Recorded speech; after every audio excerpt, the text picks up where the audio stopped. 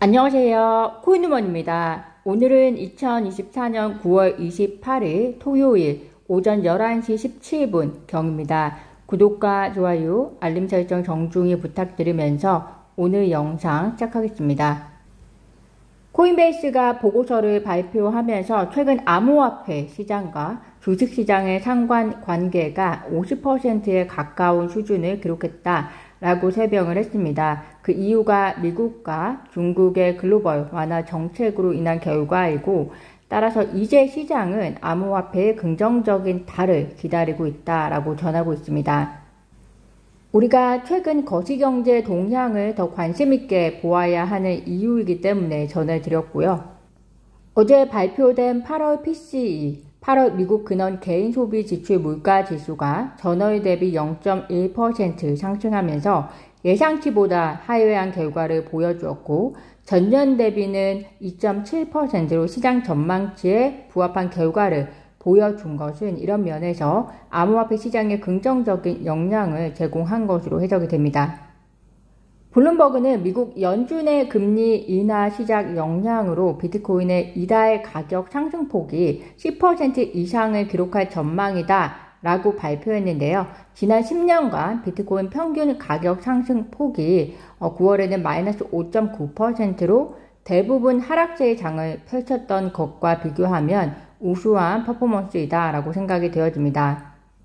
특히 미국 비트코인 현물 ETF 역시 7일 연속 순유입을 기록함과 동시에 27일에는 7월 22일 이후에 3억 6,570만 달러 상당 자금이 유입된 것으로 알려지면서 현재 낙관적인 시장 상황을 보여주고 있고요. 블룸버그에 따르면 미국 외 다른 국가 중앙은행의 통화정책 완화 추세 역시 이달 비트코인 가격을 끌어올렸다라고 분석했는데, 다른 국가의 중앙은행이라고 하면 중국을 이야기할 수 있을 것 같습니다. 중국 중앙은행이 부양책을 발표했는데요. 일부 전문가들은 이번 부양책이 최고의 기술과 그리고 스타트업을 포함한 블록체인 기업에 대한 투자 역시 늘릴 수 있다라고 전망하는 한편, 일부 펀드는 홍콩에 상장된 기업이나 ETF와 같은 암호화폐 관련 투자에 대한 노출을 확대할 수 있을 것이다 라고 이야기하면서 중국의 부양책이 비트코인 가격 상승에 영향을 끼치고 있다라고 설명을 하고 있습니다. 다음 주 금요일은 미국 고용보고서가 발표가 되는 날입니다. 아직 예측치는 발표가 되지 않았는데요. 9월에 이어서 11월에도 50bp 금리 인하가 진행될 수 있다라는 전망에 무게가 실리고 있다라는 평가가 나오고 있습니다.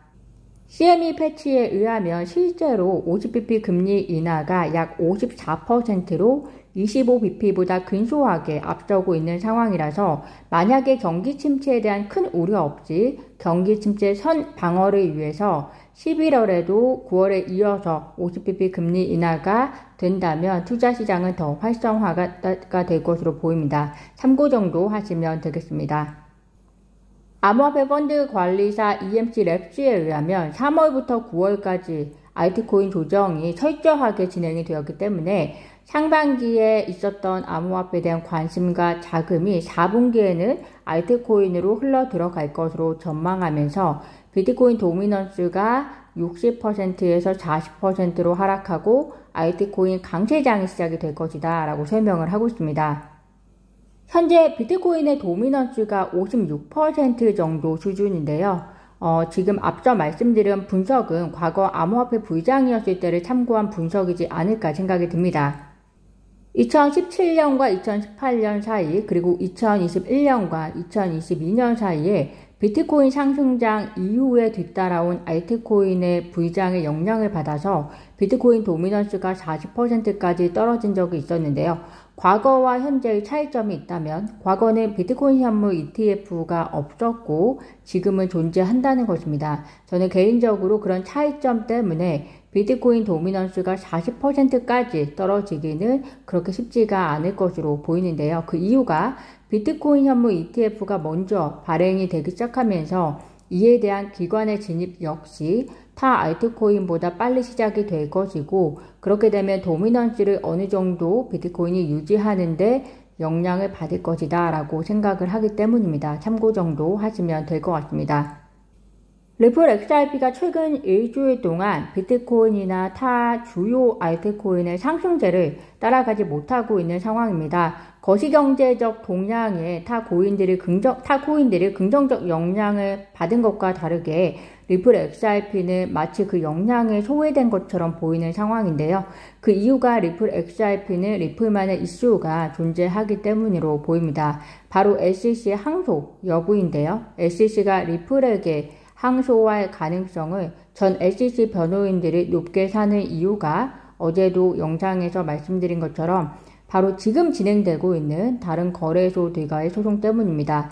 SEC가 항소해서 패소할지라도 패소의 결정의 시기가 2026년 초나 될 것이고 그렇게 되면 게르 겐슬러 역시 임기가 거의 끝났을 때이기 때문에 이에 대한 책임을 질 필요가 없어질 것입니다. 대신 리플을 항소하게 되면 항소에 대한 결과가 최소 1년 정도는 걸려서 나오기 때문에 항소심에 대한 판결이 나오기까지 현재 진행되고 있는 거래소들과의 소송에 있어서는 SEC가 어느 정도 지금보다는 조금이라도 유리한 입지를 가지고 갈 수 있을 수 있다는 전략도 SEC의 머릿속에는 포함이 되지 않을까 생각을 해볼 수 있을 것 같습니다.